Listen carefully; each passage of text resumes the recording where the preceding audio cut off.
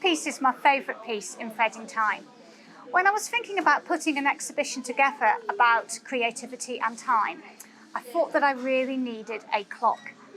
I've been fascinated with clocks for many years, and one of my favourites is the Chromachron.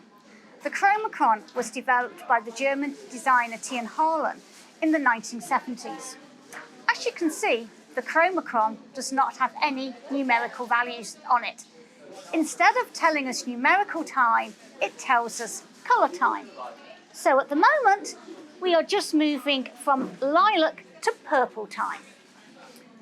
The idea that T. Harlan had in developing the Chromachron was to enable us to tell the time by colour, not by number.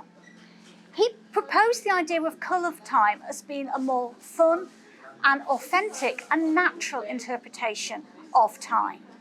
He proposed the Chromachron as an anti-stress clock. So if someone asked you the time, rather than at the moment, I would be saying it's just turned 4:30, saying that we're just moving into purple time changes our orientation to how we might respond to the question, what time it is. So I've always been intrigued by T. Harlan's assertion that by changing the format of how we tell the time, we can actually change our interpretation to time itself. So I decided to make my own version of the Chromachron. I, though, have stitched it. Hopefully, what I'm trying to do by stitching the Chromachron is that I've also added new interpretations.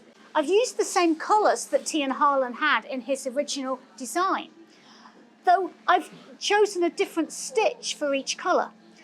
Some of these were quite deliberate. For example, I've chosen a daisy stitch for yellow, which corresponds, of course, to 12 o'clock.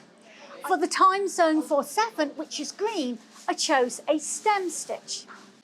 What I'm trying to do in using these different stitches is add a variation of intensity and texture to the original version of the Chromachron, where all of these colours would have had similar intensity.